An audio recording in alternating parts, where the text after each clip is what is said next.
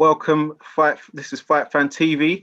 I'm Danny, and joined by Lex, and we are joined today with our guest, Michael Mckinson.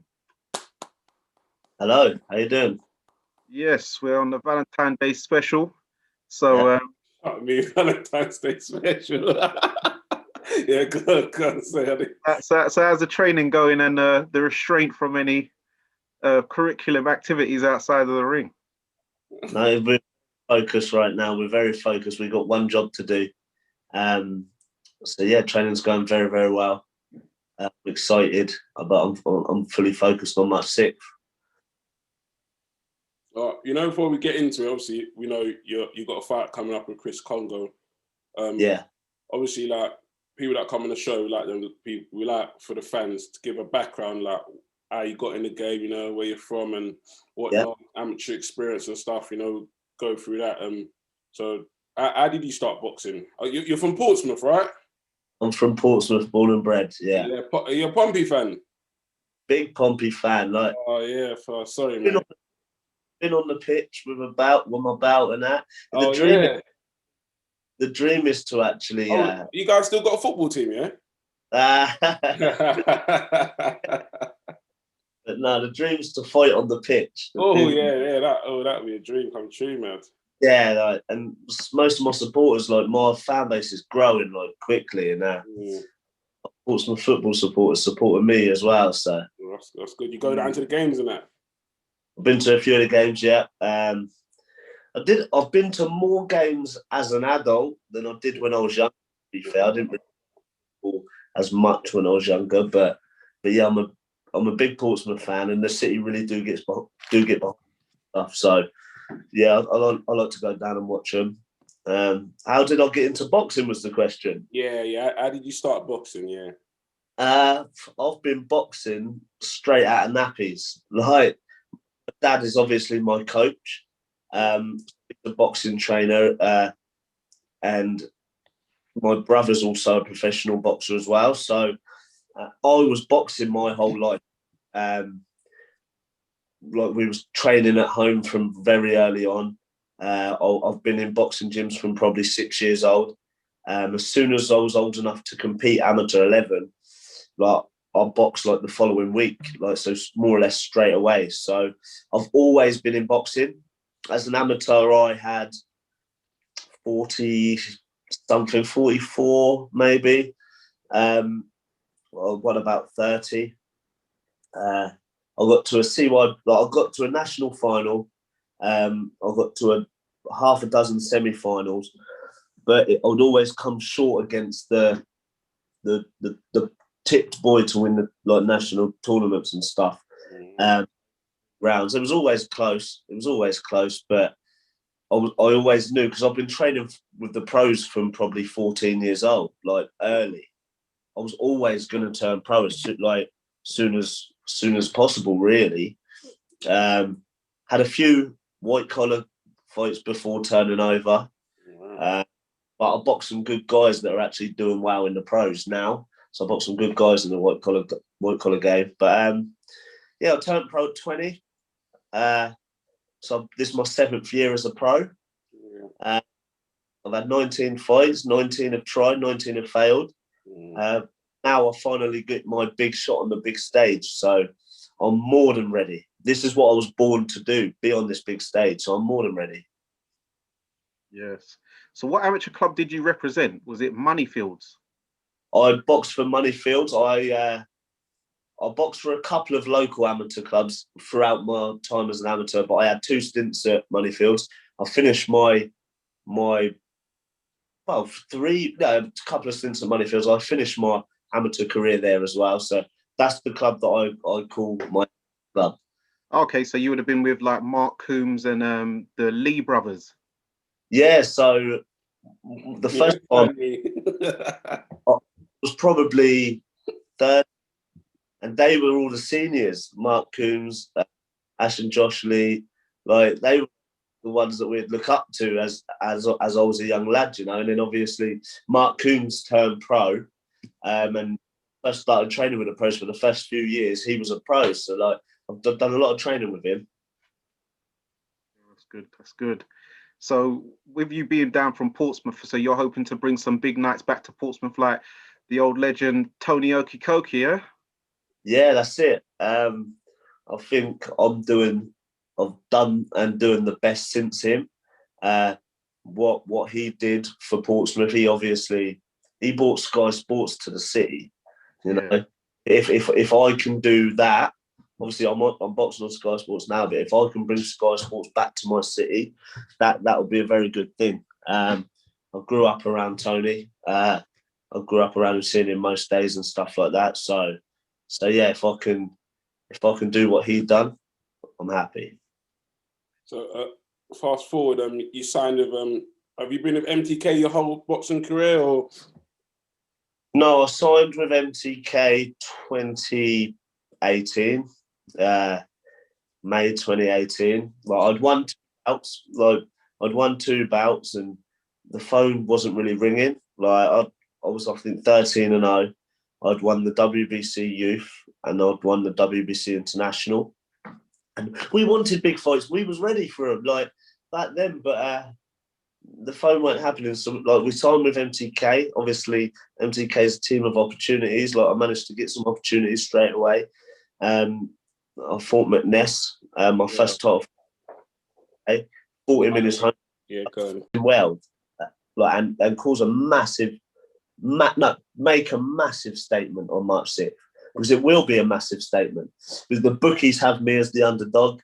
I'm guessing the boxing world, and when people are having their picks, they'll probably edge Chris over myself, which let them. I'm happy with that. Me and my are very, very confident, and we are going to come and rip it all away from him. Yes. Yes. He sounds just as confident as you do. So this is going to be a fight.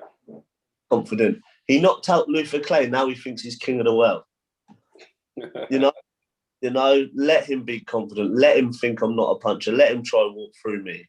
It's not going to happen. It's not. Yeah. So how did the fight actually come about? Because I know there was something where it was either your dad or MTK got in touch with Spencer, fearing I heard. How did that come about, the fight? No. So basically, after my last fight, obviously, I got out of the ring, and when we had the interview, he's the name that I said I wanted. Like, I think Chris is the most dangerous one out of the lot, but he's the name that I wanted to fight. He's the name I called out like straight away. And then Spencer was there. He got us on his live. Me and Chris went live, and there was a bit of back and forth. And I said to him, I'll be straight back in the gym and I'll fight you in December, because he was due to fight in December.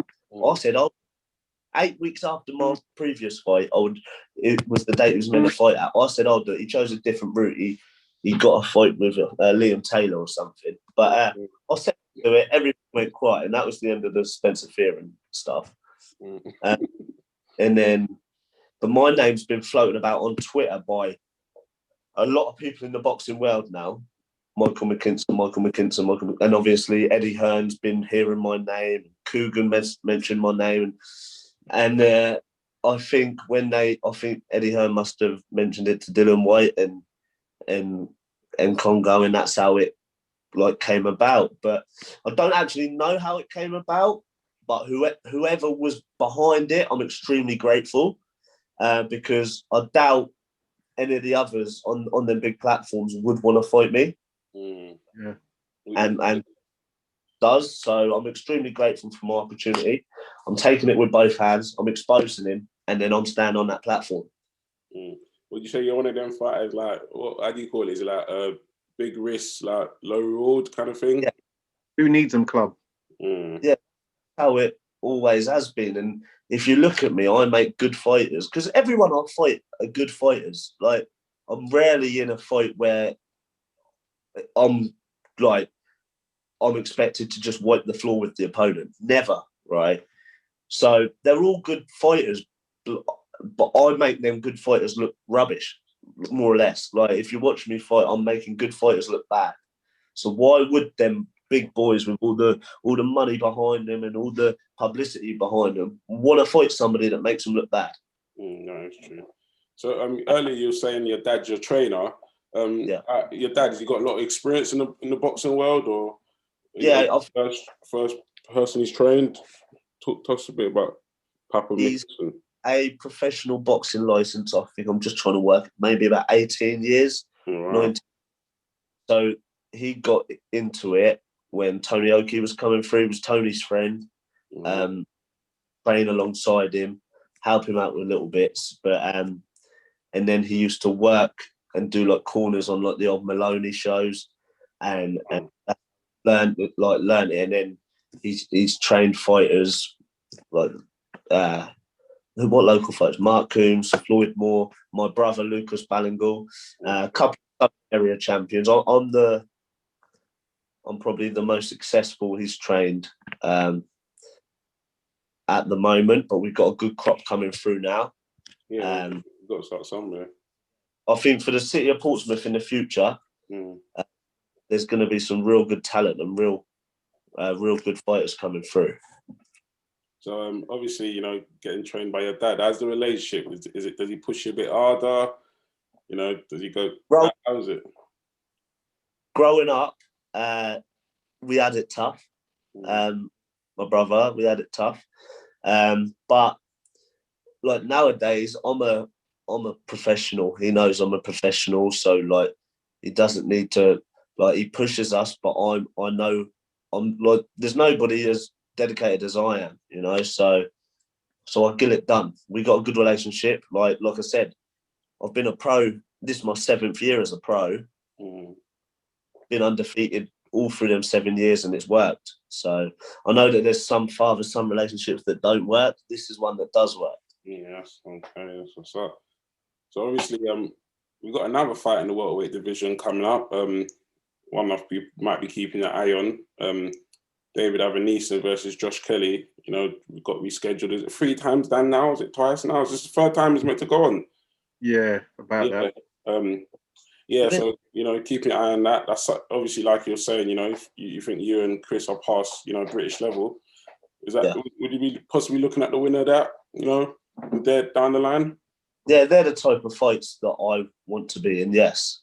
I think the winner of this deserves a fight like that, in all honesty. I don't know who I've got to win. I've changed my mind probably about 3 or 4 times on that fight. It got all the tools in the world to get the job done against Avanesian, but the question is, will he?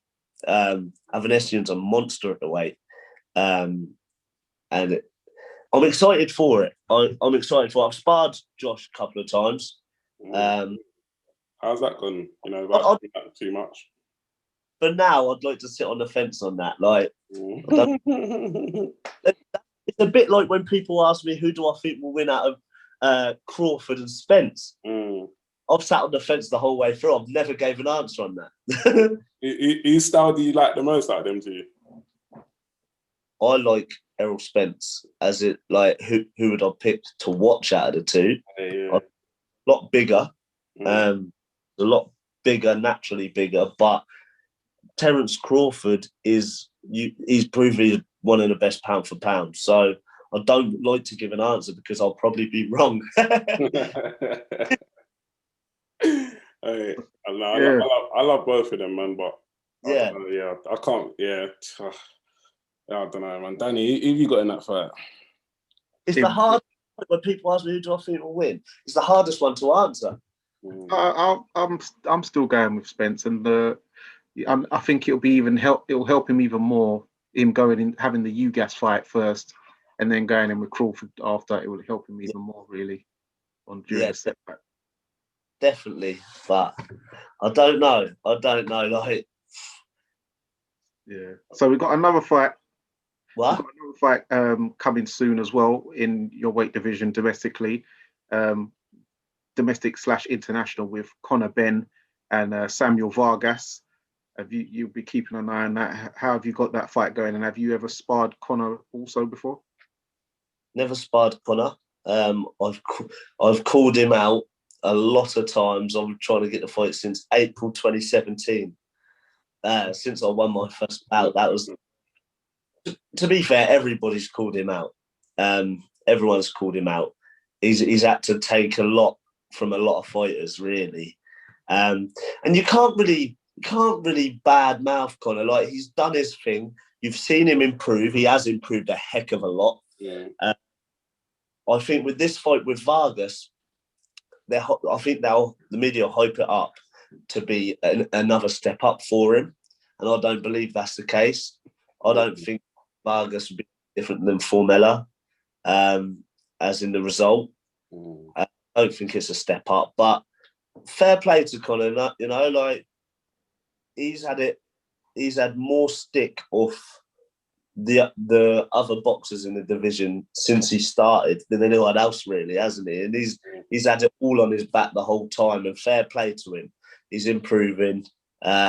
He's looked after, and yeah, like, hopefully in the future that'll be another fight for me. Like, I've been waiting a long time. Oh, but that's really refreshing to hear you speak like that of him, because you could have just, you know, come on here and just started slating him. Oh, I called him out and he don't want it. He don't want it. You know what I mean? But you've said that because of his name and who his dad is, that everyone's targeting him, including yourself, and he's doing his thing, and he's just going to move at his progression at the rate he does, and hopefully you get it down the line. And, you know, something like that, you know, with a good, clean heart like yourself, the way you're speaking, you're probably the most likely to get a shot at him, you know, due to your good nature. And you. Wow, I think I'll go over to Matchroom and I do a job on Chris Congo. Eddie's not going to let me anywhere near his Conor, but I've met Conor. He was ringside at one of my fights, and I remember going to getting to the venue, and people say, "Oh, Conor's ringside." Bear in mind, I'd been calling him out for 2.5 years. It was a few hours before my fight. I thought, right, I'm leaving the changing rooms. I walked straight to ringside, put my hand on his shoulder, and obviously went up to him and stuff. And he's a nice lad. He's a nice, you do get idiots in boxing, and you get a lot of horrible people. He's a genuine nice lad. But if that fight ever happened, mate, I'd love it. I would love to fight him. There's another guy floating around in the weight division as well. Don't say it. What are you going to say, Florian Marku?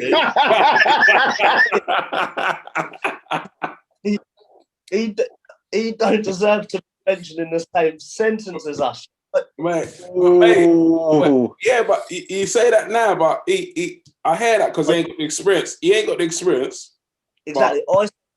Him and the guys fighting, they're 7-fight novices. We're 19-fight proven pros. Now, in the future, who knows? He could probably be a force to be reckoned with and stuff, but let him prove himself first before jumping on the training and trying to call out by this guy. Like, on his last fight, I thought he did beat that guy personally. I did an awful performance. Like, I didn't think he was any good. I thought if that was me in there with him, that was easy night's work. But he needs to just prove himself before doing that. He hasn't. He's a 7-fight novice. Yeah. What I think what it is with Marku, he's got a mad following. Like, he's got this, what's he got, 400,000 Instagram followers. Yeah. So, I think whoever fights him, it'll generate a lot of buzz and a lot of money somehow, some way. I believe so. Yeah. That's why Sam's taking him on to manage him. He's seen the vision, but he's got to back it up with the fighting, though. Yeah, he's perfect to manage marketably. Yeah. Anyway, them Albanian followers, they really do get behind him and stuff. Yeah, exactly. Yeah. So, but with my opinion on Florian, without disrespecting him, I wouldn't like to disrespect him, but let him prove himself before mentioning alongside people that have actually proven themselves. You know, he's just. What kind of level? Who do you think? Who could he prove himself against? Who would you say Give me an example. Because in his eyes, he's seen British level as probably something he's aiming at. You know what I'm saying? In the near future. Well, then he would think that maybe Chris Jenkins would that prove something? Nah, but he thinks Chris Jenkins and him are past that level. Who, me? Past what? I'm confused. So who do I think good fight for Florian? Yeah. To prove himself to you, who do you think he needs to beat? somebody with experience that have been in title fights before, and won a few titles before. Like, do you know what I mean? Like this guy's fighting this Charlton, had a good win, but like they haven't even had 10 pro fights yet. You know, I think it'll be a good fight. I don't know who the bookies have got as the favourite on this one, but yeah, I'd like Ryland Charlton to win, because he's like he was the underdog when he got his win last time, and he's like the people's champion, really. I think everyone would be getting behind Ryland, but yeah, like this would be a decent fight for Florian, but he needs to fight someone that's not a novice to be able to get my respect. No, I hear that. If Florian was humble, he'd have more respect, but he's not. And the way he like makes himself look like he lost the fight. Like, no, he drew the fight. I thought he won. A lot of people thought he won, but they gave it a draw. And then the first thing he's doing is like in the British public and coming over here. Like, that's not something he should be doing, you know?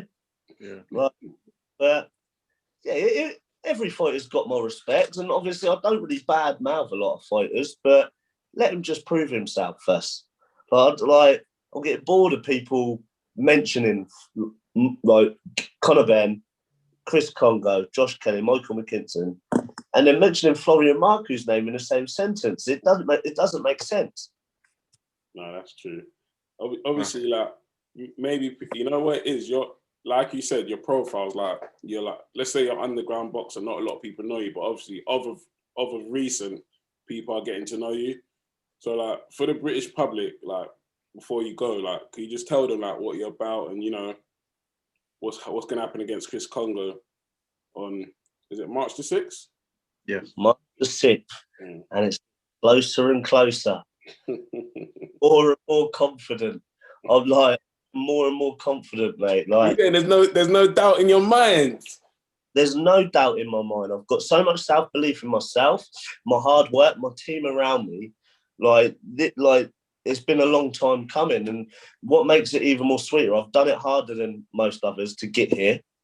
Now, getting the victory against what people think is one of the most dangerous fighters in the division, it's going to be even more sweet, you know. So yeah, I'm excited. I can't wait for March the 6th, and I think March the 6th, my career starts. So if 19 fights in, and that's when you take off, you know. How ironic is that, mate? That's it. Yeah. So how do you see the fight going? Stoppage, points? Listen, I think he's gonna try and just disrespect my power early on. He's very confident as it is, and it's gonna play into my hands. It's gonna play into my hands, you know. Like, I really do think I can get to him. I genuinely think I can stop Chris Congo. It's going to be a hard night's work for us both, but I'm ready for it. Like, I'm ready to go through hell and back to get that win. So I can't say, I can't predict of how it's going to go. Like, as in how the win's going to go, but I can guarantee it's a Mckinson win on March 6th. I'm loving the energy and the confidence, man. You're very convincing. Very convincing. Anyone as hungry and as confident as I am. Obviously, top of the bill, we got the Dillian Whyte Povetkin rematch. How do you see that fight going? I think Dillian Whyte will stop Povetkin. I think, like, in the first fight, Dillian, it looked like he was too comfortable. He dropped him a few times. He looked good. It looked like he'd already won it, and then bang. I think maybe he might have switched off, and then bang, what a shot by Povetkin. I think he'll be very focused, very switched on, and I think he'll get the job done this time. Yeah, to be honest, I said the same thing. And you know, like, when you, like, they fought in fight camp when there's no crowd and that, I don't know, I'm not a fighter, but it might feel like a little sparring session or not, you know what I'm trying to say? So you might switch off at times, and, you know, that's what... Yeah. I've fought, obviously, behind closed doors, and I had an angry Scotsman trying to knock me out. I like I was fully focused. All But right. yeah, I can understand. Like I reckon he was just too in control. So that's my opinion on it. But yeah, I think it'll be a Dillian Whyte KO. All right. Yeah. Dillian Whyte KO and Mckinson win, but we don't know if it's a KO or points. Dillian Whyte will win. His fight is going to get beat. So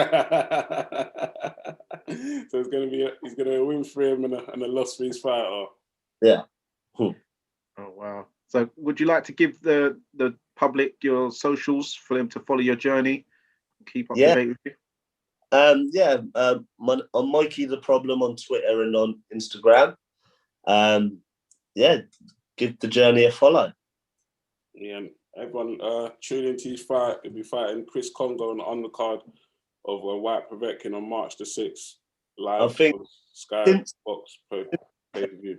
The fight's been announced. We've had a lot of I think both of us are getting the recognition and the credit that we deserve for fighting each other, because you get a lot of fakes in boxing. You get a lot of people that talk. You get a lot of fakes, and when it comes down to it, we both stepped up. We said we'd fight each other. We both stepped up, and we're getting the credit that we deserve. So I think the public are already so into the fight now. They're buzzing for it. I'm buzzing for it. Chris says he's buzzing for it. It's going to be a brilliant night. We look forward to seeing it, man. Thanks for coming on the show, and hopefully it's the first of many interviews on Fight Fan TV. We appreciate it. Will be many interviews. Yeah. Starts March 6th. Well, yeah. We'll catch up after the fight, or probably fight week or something. We'll catch up again. Yeah, all right then, mate. Yeah, I'll be in the bubble. Just give us a shout. I appreciate it. Yeah. Right, yep. See you later, lads. Good luck, man. All right, see you later. Bye. Bye.